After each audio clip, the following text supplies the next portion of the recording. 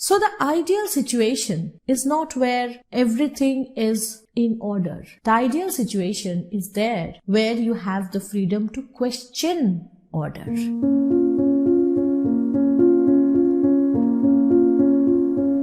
Hello and welcome back to Nibble Pop. In this class, we will be discussing a short story or novella, The Yellow Wallpaper, by Charlotte Perkins Gilman. In the course of this lecture, we will first look at the story itself through a textual reading of selected important portions and then discuss the symbols, imagery, issues of feminism and other important aspects of the text which you need to understand to appreciate Gilman's work. I'm sure that after watching the video, you will not only understand the text in detail, but also understand why this is considered to be a seminal one in context of feminist literature.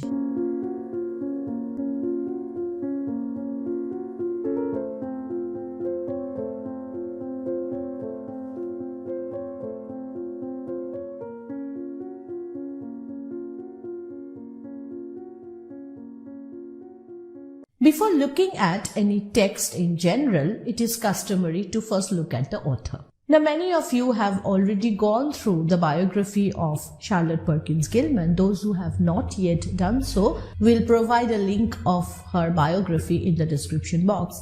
But here I will tell you some very important aspects of her life which will help us understand this particular short story much better. You see, Gilman had a very difficult childhood. She and her brother, they were brought up by their mother because her father left their family pretty early. All her life, she went through a lot of relationships with both men and women, and she got married to a person with whom she could not communicate completely, and it eventually led to a divorce and her remarriage. She had a daughter from her first marriage. So what we see is that throughout her life, all she did was look for some meaning in relationships, look for some meanings in desires. She was born at a time when women's voices, women's desires were hardly sanctioned by society. She was born on 3rd July 1860, and during those times, the women of America did not even have the right to vote. So they were the second-class citizens, or not even second-class citizens, because they did not have any access to governance or any access to any kind of power. Gilman gave birth to a daughter in the year 1885 on 23rd March, and she suffered from a very terrible kind of disease called postpartum psychosis. It is a disease mostly triggered by hormonal changes after delivery of a child. In today's context, this disease is treated, recognized by the medical community, but during those times, any kind of bout of depression was categorized as hysteria associated with the womb of the woman. It meant that women had these kinds of nervous breakdowns all the time, and the medical community was not ready to acknowledge these diseases as real physiological problems. They were considered to be secondary pseudo symptoms and treated through things like rest cure. Now, this story was published in New England Magazine in 1892, and it is believed that it was written based on the experiences of Gilman herself when she was passing through that phase of postpartum psychosis after her daughter was born. The main theme of this story is closely related to such an experience, and the narrator of the story writes this story, or rather narrates this story, in the form of a journal entry or diary writing. And therefore, we can say safely that this is a semi-autobiographical narrative, because Charlotte Perkins Gilman's life experience with this kind of psychosis, life experience with this kind of depression and isolation is reflected in the story. Now that we have some idea about Gilman's life and how it is linked to the story, we will straight away come to what the story is about. Now this story, which is fashioned in the form of a diary, is about a young woman who has given birth to a child, and she is suffering from a post-delivery or postpartum nervous breakdown symptom, which in those days were diagnosed as hysteria. This woman's husband is a doctor, and he believes in the theory that this kind of illness is mostly made up, it is not real sickness, and this can be cured by simply taking rest. So he takes his wife to an old magnificent mansion, rents that place for 3 months and stays there with her. But we find that she is basically kept in isolation, away from company, away from people, and is forbidden to do any kind of work, even writing. As we will read through the story, I don't want to give any spoilers in the very beginning, we will see how this confinement, this house, has a very deep impact on the psychology of this woman and how she reacts to it. This story is basically almost set in the pattern of a stream of consciousness without any actual physical thing happening. It is more like an internalized action, something which is happening inside the mind of the narrator. So most of the action which takes place in the story is internalized, and we get to hear about them, we get to read about them through her own words. So we will be talking in detail about who the narrator is, what is the narrative point of view here, but let's look at the text first. It is very seldom that mere ordinary people like John and myself secure ancestral halls for the summer. A colonial mansion, a hereditary estate, I would say a haunted house, and reach the height of romantic felicity. So this begins very abruptly. This woman who is narrating the story she's as if writing this down in a journal and talking about this big house where they have started to live in the countryside, which has a kind of a haunted air about it. So the story begins with establishing a kind of a setting.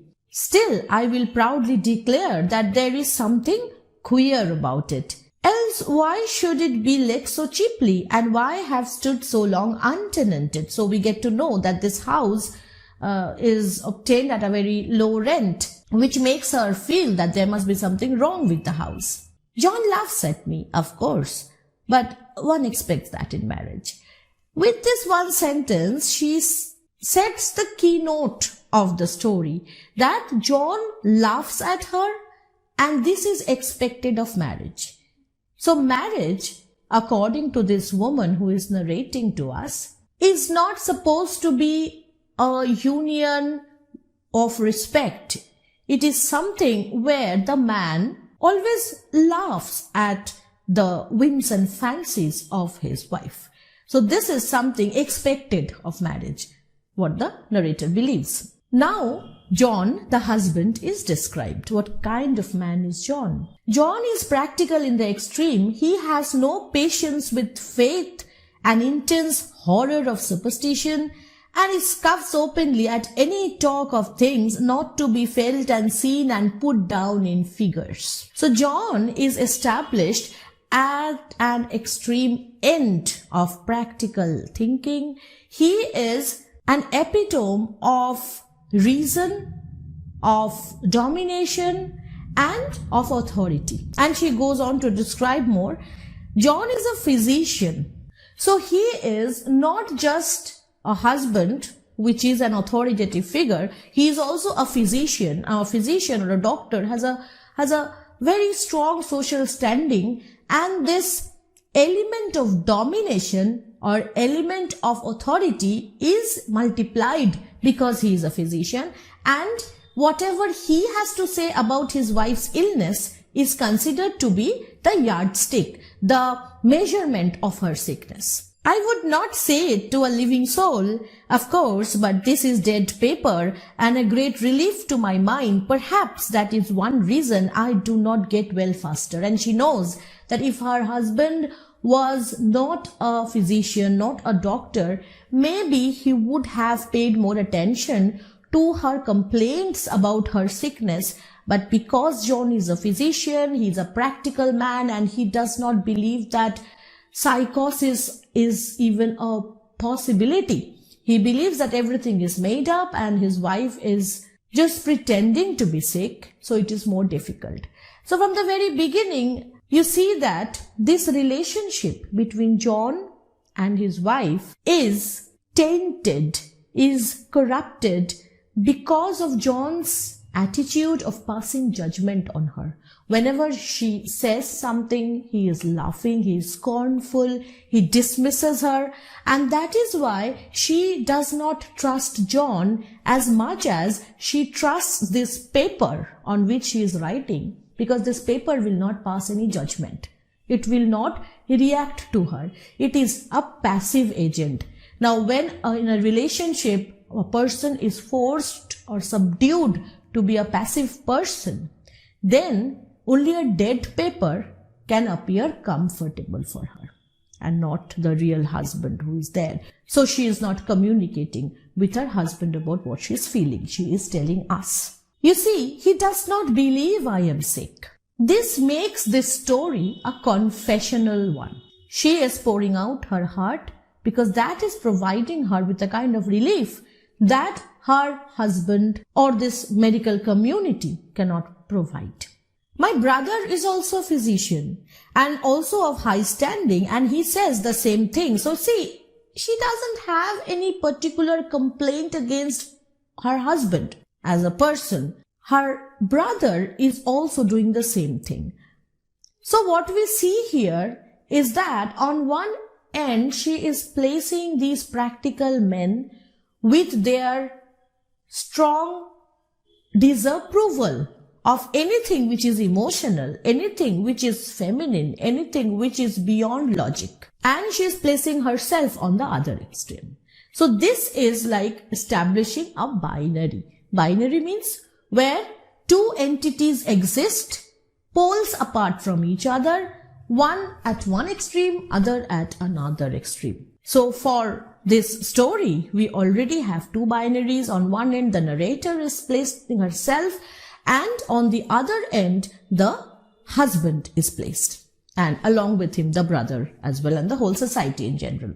So I take phosphates or phosphites, whichever it is, and tonics and journeys and air and exercise, and I'm absolutely forbidden to work.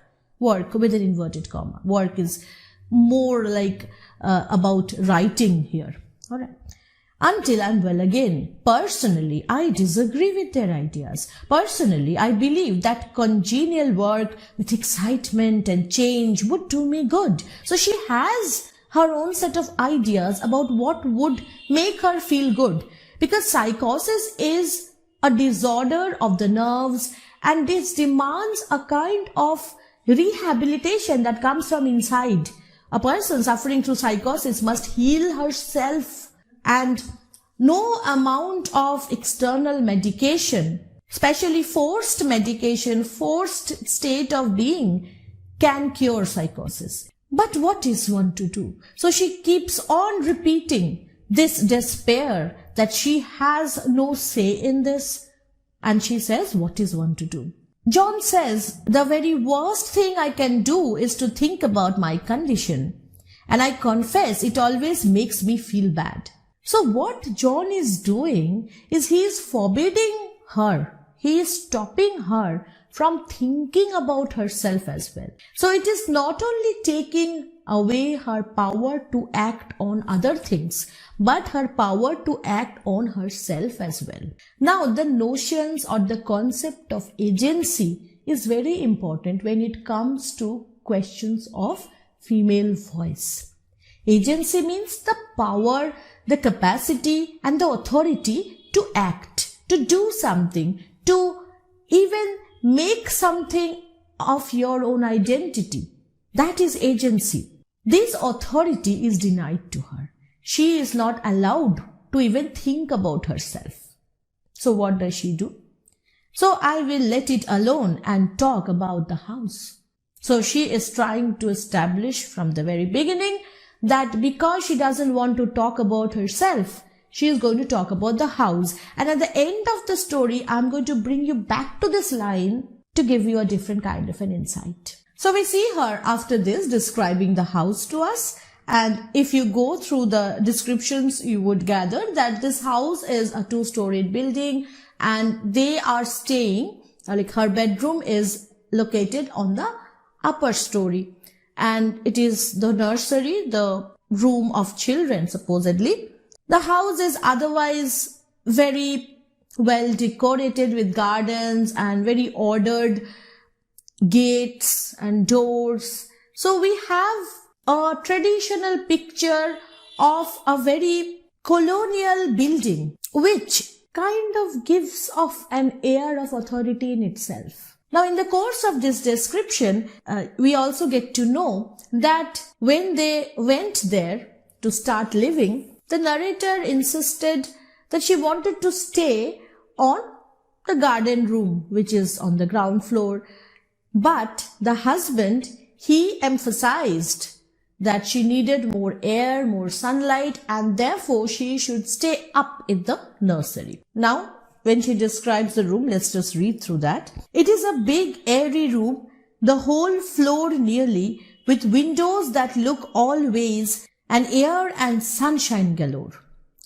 It was nursery first, which is like room for babies, and then playground and gymnasium, I should judge, for the windows are barred for little children and there are rings and things in the walls. So the windows are barred. You cannot go out through them.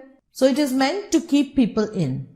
It is barred. So it kind of resembles a very happy prison, perhaps. The paint and paper, the wallpaper, which you see all pasted around the wall, look as if a boys' school had used it. It is stripped off, the paper, in great patches all around the head of my bed. So the bed has a bedstead and just behind it, the wallpaper is kind of blotched up. And in a great place on the other side of the room, low down. I never saw a worse paper in my life. And then she is describing to us what the paper is about. One of those sprawling, flamboyant patterns committing every artistic sin. So, a wallpaper which is supposed to enliven a room, supposed to make a room look beautiful, is here committing an artistic sin because it is making the room look ugly. Because it is torn in patches and the pattern itself is not very aesthetically pleasing for this woman. It is dull enough to confuse the eye in following. So, it is a very dull color. Yellow might have different kinds of shades. But this yellow is not pleasant to this woman's eyes. Pronounced enough to constantly irritate and provoke study, which means it makes you think that you should look at it carefully, study it. And when you follow the lame, uncertain curves for a little distance, they suddenly commit suicide, which means that these curves on the wallpaper, they do not have a logical sequence at all. They might look arranged in an order, but after following the lines to some extent, you see that this order is totally destabilized. Now, this is also going to be very important when we will be discussing the wallpaper at length later. And then, while describing, we see that she is interrupted because her husband comes. There comes John and I must put this away. He hates to have me write a word. So this writing is happening in present tense. Whenever you look at a story, it is usually written in past tense. Even first person narrative stories, like some things happened that way. But in this story, specifically interesting is the fact that she is alternating between past tense mode of narration and present tense mode of narration. So at times she is talking in the present tense, like she's saying now, and at times she speaks as if she is writing a story in the past tense. Now, why is she using this present tense? This gives this story a kind of immediacy, a kind of urgency, as if something is happening and the narrator does not know what is going to happen next. Because when a story is told in past tense, the narrator already knows what has happened. So that gives a kind of an authority over the story itself. But when you are writing a journal and you do not know what is going to happen next while you are writing, then you strip yourself of that authority. There is no authority in your narration at all. Now this brings us to the question of reliability of a narrator, which we will again discuss when we will be discussing the mode of narration. Now let's go back to the story. She is constantly disturbed by this wallpaper. She does not want to remain in this room, and John says he is not going to replace the wallpaper because once he accepts her problem as a real problem and changes the wallpaper, then she will complain about the bed, then she will complain about the floor. So there will be no end to her complaints once she falls prey to them. It will become like a habit of complaining. Therefore, he says that you must adjust and not give any importance to all these stupid, illogical, emotional confusions which you are having with this wallpaper. So this is John's attitude, which disregards any voice which the narrator is trying to raise against her husband or against this room in general.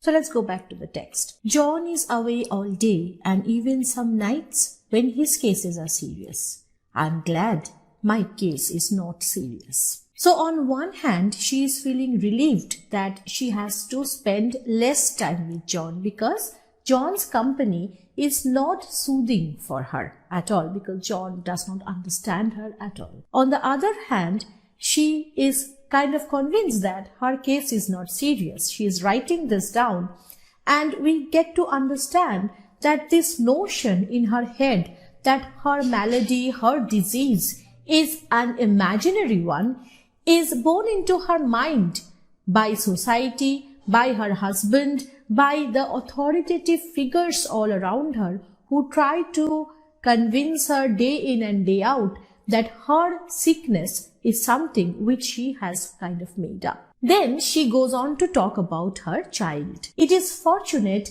Mary is so good with the baby, such a dear baby, and yet I cannot be with him. It makes me so nervous. This is very tragic because despite being a mother, she is denied any access to her child. It is as if this is going to aggravate her situation. This is going to make her more sick. That is why she is not allowed to be with her child, and she herself is convinced that if she spent time with the child, she would be more nervous. At first he meant to repaper the room, but afterwards he said that I was letting it get the better of me. So John does not hesitate to give this statement that he is not going to change a single thing about the room, because once he starts changing the wallpaper, she might start complaining about the bed, then the curtains, then the rod and the bars. So he is trying to tell her that she needs to adjust to the circumstances. It is her responsibility and part of curing that she is going to adjust to this room which she hates so much. I wish I could get well faster,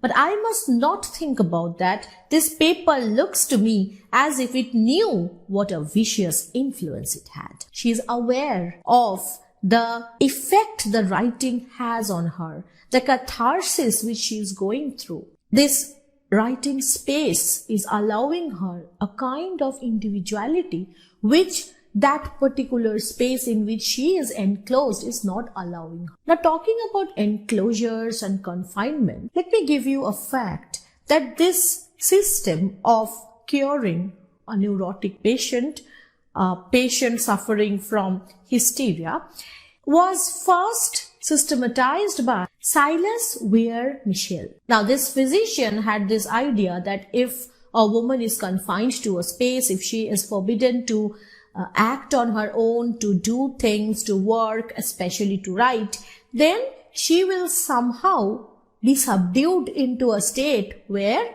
her nervous breakdown can be addressed and cured. Interestingly, Gilman, after publishing this work, she sent a copy to this physician and to tell him that you have been so wrong in the way you have treated women. And obviously that guy, he didn't respond at all. He was total mum because he understood probably that this story is kind of a slap on his face. Coming back to the story here, she goes on to describe the room again. So every time she is returning to herself, talking about herself, she is deliberately taking the narrative away from herself to speak about something around her, as if she is trying to give us some objective facts. So subconsciously she is trying to imitate the narrative patterns of objectivity. Although this mode of journal writing, diary writing, is not an objective medium at all. It is so subjective. It's all about emotions. It's all about feelings. So how does she talk about the room here? There is a recurrent spot where the pattern lolls like a broken neck and two bulbous eyes stare at you upside down. So this wallpaper, it has certain cracks and the pattern looks as if it is looking at her. It has eyes. Women always are subject to what we can call a gaze. A gaze from society, making a judgment or passing a judgment on her. A gaze from any patriarchal agent. So the moment she locates two eyes on that wallpaper, it is of course a kind of an hallucination. That wallpaper becomes an active agent. It no more is a passive agent at all. It is not just a non-living wallpaper. It becomes animated as if it is looking at her. And the moment she does this, this yellow wallpaper becomes another way in which society is represented. We will go on to see how. I get positively angry with the impertinence of it and the everlastingness. Up and down and sideways they crawl, and those absurd, unblinking eyes are everywhere.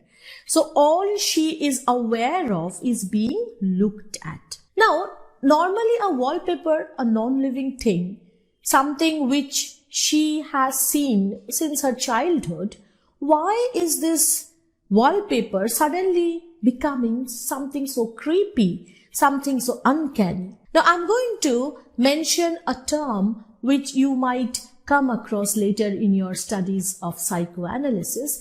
That word is unheimlich, loosely translated in English as uncanny. Now what does unheimlich mean? It means that when objects around your own house, around your own home, become something other than what they have always been.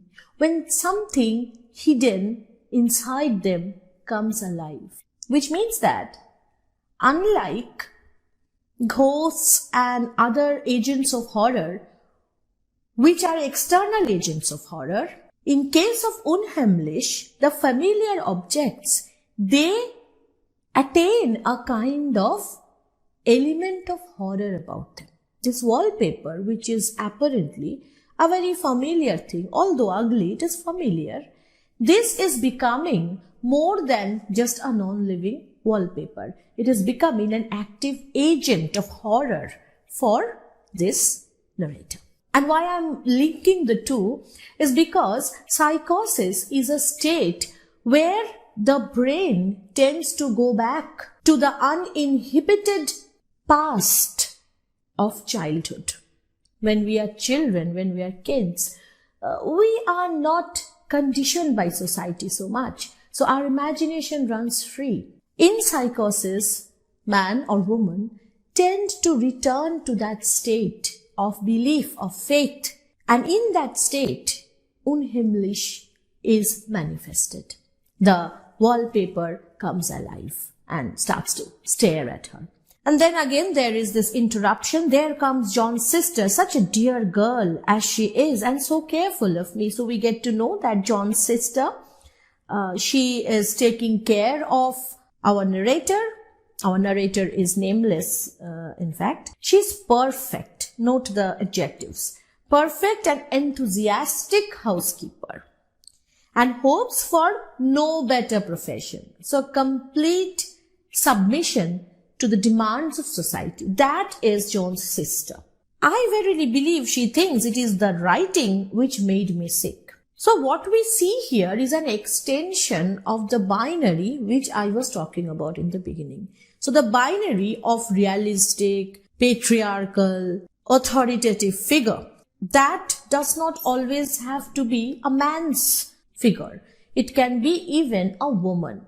So a woman can be as potent an agent of patriarchy, as potent an agent of conservative, limited thought as a man can be. So we see here John's sister is simply adding up to that idea of control, which is controlling the life of the narrator. We'll just skip a few parts. You can read it on your own. The language is very simple because it is journal writing. This is diary writing, and it is supposed to communicate and not hold back. It is not supposed to be bombastic with Latinate expressions. So you have very easy language with a conversational style about it. So you will have no difficulty if you just sit back deciding to read it even on your own. I lie here on this great immovable bed. It is nailed down. Now, what kind of a bed is nailed down? It is not just a bed, perhaps. It is the marriage in which the narrator feels so trapped. This bed, this colonial mansion, everything is nothing but an extension of her relationship with her husband, immovable, and she does not feel any comfort in it. I believe and follow that pattern about by the hour. It is as good as gymnastics, I assure you. I start, we'll say, at the bottom, down in the corner over there. So while lying down, she is trying to figure out the pattern on the wallpaper, as if this pattern is going to help her understand the meaning of things. Somehow she feels that this must be logical, and once I can understand this logic behind this pattern on the walls, I will be out of my sickness. I will be healed. It makes me so tired to follow it. I will take a nap, I guess. I don't know why I should write this. I don't want to. I don't feel able. So look at the short sentences. She is writing this with a sense of immediacy, with a sense of urgency, as if she is actually talking to you instead of just writing it down. And this whole thing is in present tense. And then she moves on to the past tense. He said, I was his darling and his comfort and all he had, and that I must take care of myself for his sake and keep well. So whenever she is writing about what she is supposed to do, how things are supposed to be, about the general things that society tells, she is using the past tense. When she is writing about what she is feeling, the emotional areas, then she is shifting on to the present tense, because that requires more urgency on her part. There are things in that paper that nobody knows but me or ever will. Behind that outside pattern, the dim shapes get clearer every day. Now there is this wallpaper with cracks, and she imagines that behind this wallpaper there is a world, and in that world she can see figures of women crawling. So this creates a sense of uncanny, a gothic ambience, which gives this narrative a different kind of dimension. It is always the same shape, only very numerous. And it is like a woman stooping down and creeping about behind that pattern. Who creeps? An insect, a serpent. Creeping is something which you don't associate with humans. So the woman behind that wallpaper is kind of a monstrous entity. It's like a monster. And remember, this is the time when Mary Shelley was writing Frankenstein. This is the time when Goblin Market was already written. If you haven't watched my video on Goblin Market, go sometime and watch it, because these issues of feminism, these issues of agency is not just voiced out in one single author. It is not a scattered example, but it was like a consolidated movement, like all women coming together, writing in whatever way they could, in whichever way they could express. So on one hand, you have Christina Rossetti speaking in a different way. You have Charlotte Perkins Gilman, thousand miles away, years later writing this. You have Virginia Woolf cropping up just a few decades later. So this whole movement of feminism was gaining shape, gaining momentum by these expressions. This is something no man has ever written. And how does she feel about this woman creeping like a monster, like a serpent? She feels disgusted because she is conditioned to feel bad about anything which is outside normalcy. What kind of normalcy? The normalcy established by these agents of patriarchy. The normalcy sanctioned by her husband. Anything out of the normal order is not approved by her superego. Alright? I begin to think, I wish John would take me away from here. So she wants to escape that room. And then something interesting happens. I hate to see it sometimes. It creeps so slowly and always comes in by one window or another. So she's imagining this woman creeping about the room through that wallpaper. It's like this wallpaper has a hidden chamber behind it through which that woman is creeping all around the room. She's feeling disgusted. She doesn't want to see it. And by, we get to see that she is getting addicted to this idea of looking at that woman. So the wallpaper, which she felt was gazing at her, has now become like a prison bar, and she is gazing through it. And somehow she is feeling more and more energetic every time she's thinking about looking at that imaginary woman behind that wallpaper. And see how her attitude to John changes. The fact is, I am getting a little afraid of John. He seems very queer sometimes, and even Jenny has an inexplicable look. Jenny is John's sister. But her perspective is keeping on changing. Life is very much more exciting now than it used to be. You see, I have something more to expect, to look forward to watch, to really do eat better, and am more quiet than I was. So the house, which was kind of a prison to her till now, becomes a site of excitement because now she has a purpose. And I will take you to the final parts of the story where something very different happens. I'm going to talk about the last day.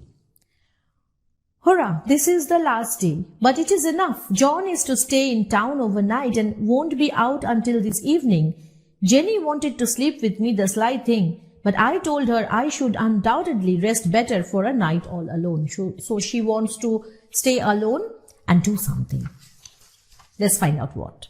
She wants to pull that paper back. Why? Because she feels that the woman behind the wallpaper, the woman whom she can see through imagination, is trying to break free, pulling at the wallpaper.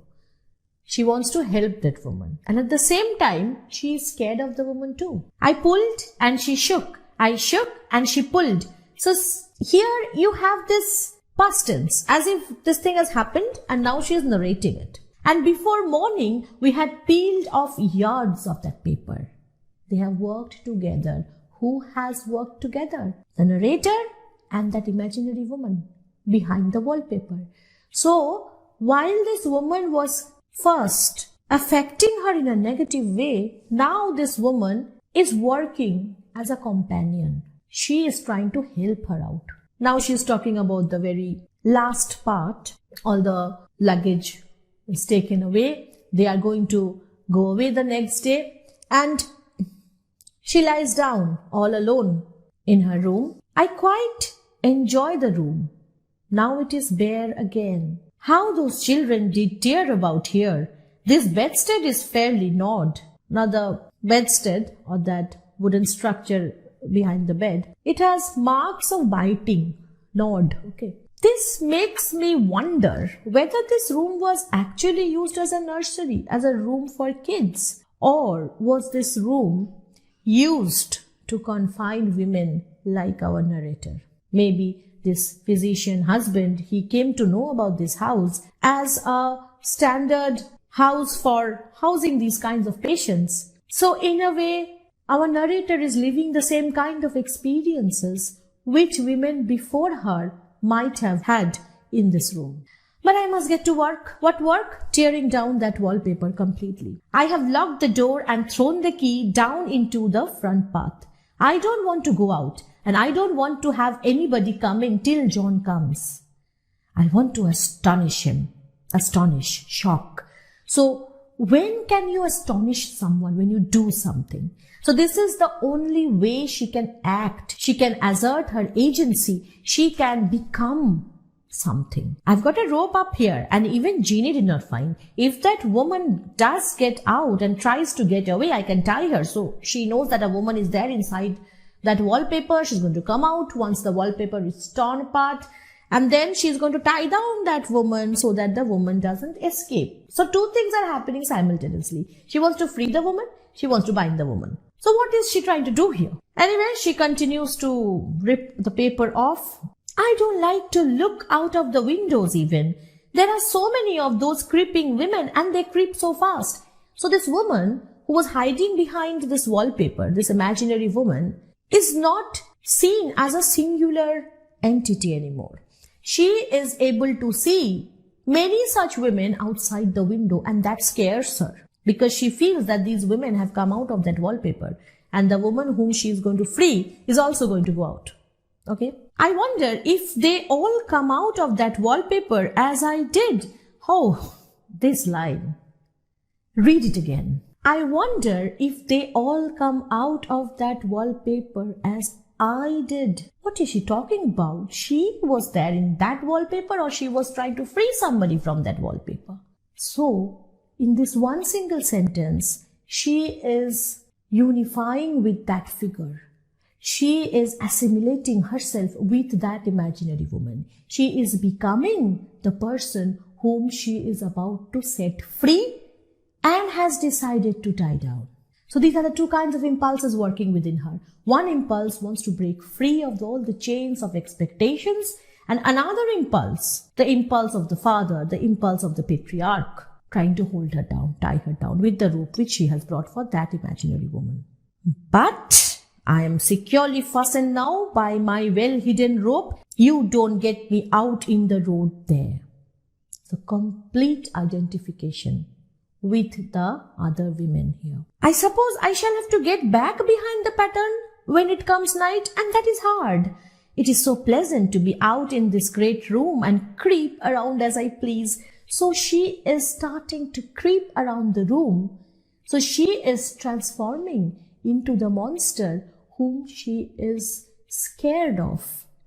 So she is becoming the unheimlich herself, the unfamiliar, the uncanny herself, because it is only by transforming into uncanny that she can resist reason. She can resist normalcy. She can resist the word of the husband. And the husband comes. Why? There's John at the door. So we have seen that she has locked this room and thrown that key down through the window. John cannot enter the room. It is no use, young man. You can't open it. How he does call and pound. Now he's crying for an axe. It would be a shame to break down that beautiful door. So John, who is supposed to be the voice of reason, sobriety, stasis, he is getting agitated now. He wants to break that door down. John dear, notice this expression, John dear, said I in the gentlest voice. The key is down by the front steps under a plantain leaf. That silenced him for a few moments. Then he said very quietly, open the door, my darling. So John is also trying to appear very condescending, Okay, very patronizing. But here we see that the narrator, who earlier said that she used to be all crying and flushed with fear when she had to confront her husband, now she is so calm and poised. And look at the way in which she is talking to her husband as if the husband is a little child.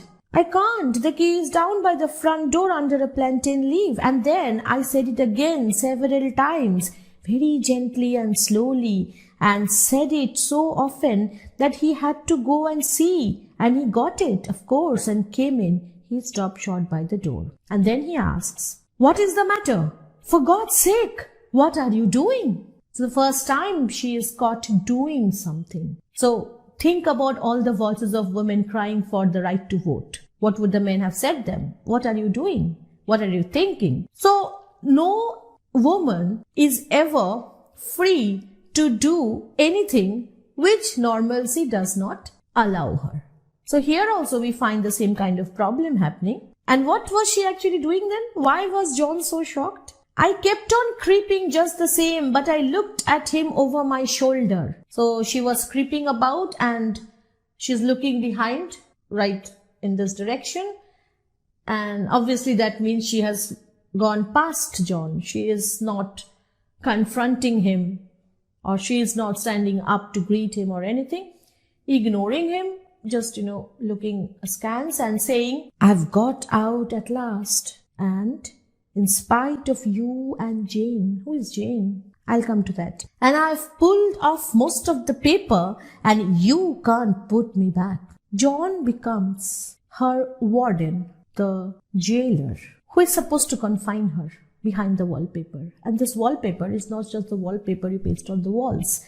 This wallpaper is that sense of order, that sense of decorum which the society imposes upon a woman. So now that she has broken free, John cannot put her back in her quote-unquote rightful place. Now you notice the word Jane here.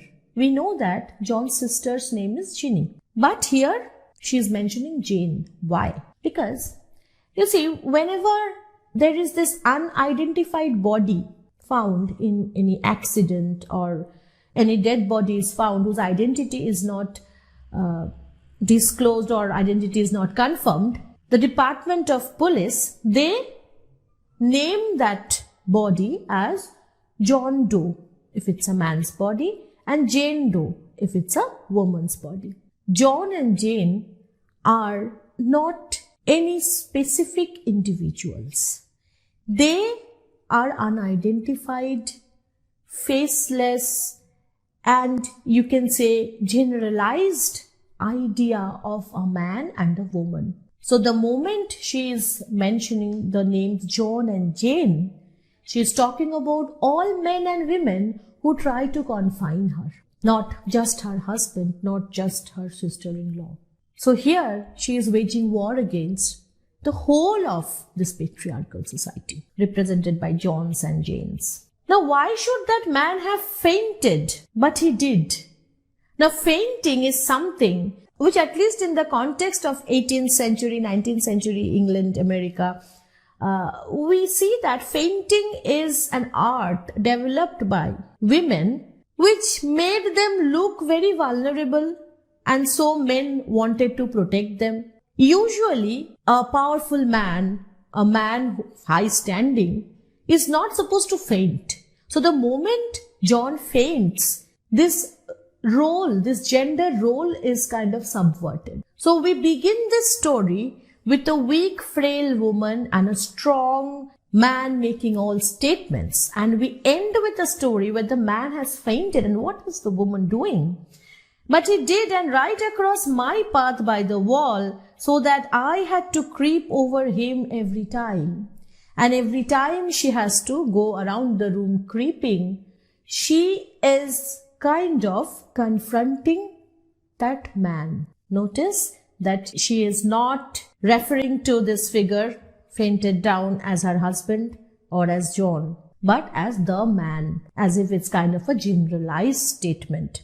That every time a woman tries to walk about, tries to assert what she wants to do, she has to creep over the body of a man. Now, some symbols in this story are very obvious. Some symbols are very subtle, but more or less you can understand one thing, that all this is kind of channelized to give this idea that a woman's voice, when suppressed, eventually finds utterance, and that utterance is not always in tune with the codes of normalcy established by the world of men.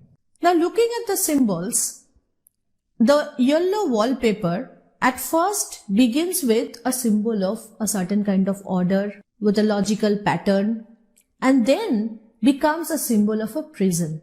And eventually it begins to represent the abstract ideas of control that society uses to control women. This colonial home, this house, is again another symbol of this high order of patriarchal domination, where there are gardens and nurseries and flowers, but everything is shaped into certain kind of order. Perhaps the room close to the ground or close to the garden is more in tune with nature, more in tune with emotional aspects of life, but this room where the narrator is confined, this room is on the upper floor, and because it is on the upper story, it is again just like that ordered, patriarchal, all-seeing stature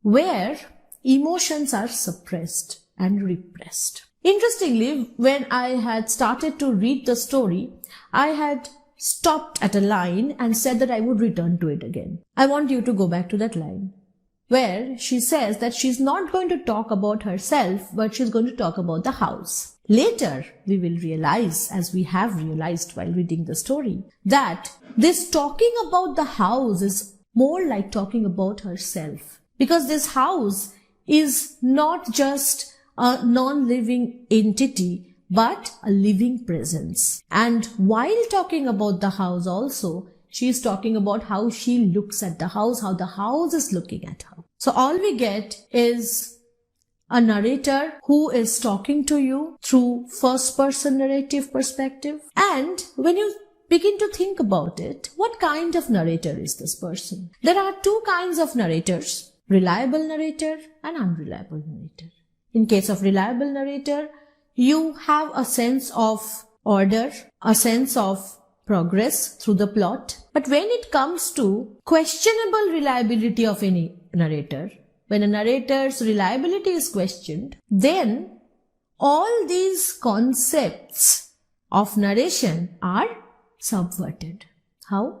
See, you don't have any fixed tense of narration. It swings between past tense and present tense. You don't have any sequentiality of plot. Okay, one thing happens after another, but in the course of the narration, the characters are fusing into one another. The central character, the narrator, that character is transforming into something which it is not. And above everything else, because this narrator is diagnosed with psychosis, which the narrator says she is, this whole idea of an ordered narration is subverted. Now, does a madman say that he is mad? The moment this narrator is saying that she is having hallucinations, she is contradicting herself. And she is questioning our ideas of madness, our ideas of monstrosity. Now, this was the time, as I was saying, Frankenstein was being written. So idea of monster, idea of evil, Satan, all these ideas were being interrogated by writers, especially women writers. But what happened in Frankenstein is, we never get to hear Frankenstein's words. But here, we get to hear the voice of this narrator. So this is a text where we can say that the subverted agents are allowed to voice out. And the more they are allowed to voice out, the more we start to question our idea of madness, our idea of psychosis. Another thing that I want you to look at in the text is that, you see, usually tragedy and isolation, they go hand in hand. Usually, any tragic figure becomes a tragic figure because they are isolated from society, from their loved ones, from their family.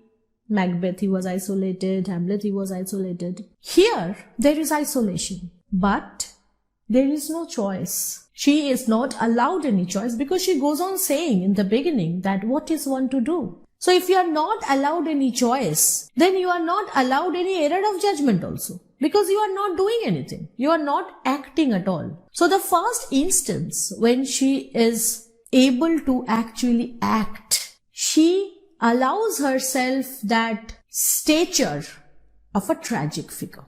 Gilman herself wrote that she had written this story not intended to drive people crazy, but to save people from being driven crazy. So the ideal situation is not where everything is in order. The ideal situation is there where you have the freedom to question order. So this act of questioning, this act of asserting one's independence, even at the cost of becoming a monster, even at the cost of becoming a serpent crawling about, this is important. And this was important for a woman like Gilman.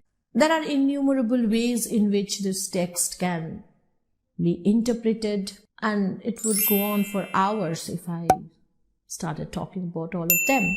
Maybe in near future I'll be making more videos on the yellow wallpaper, but I hope this introductory video will help you grow some interest in this text and grow some interest in the way women's voices found utterance during the first wave of feminism. I hope you have enjoyed today's class. I hope to see you all very soon again. Subscribe to my channel if you haven't yet. Please feel free to comment what you feel about this text and which are the texts you think I can take up for your help. So till next time.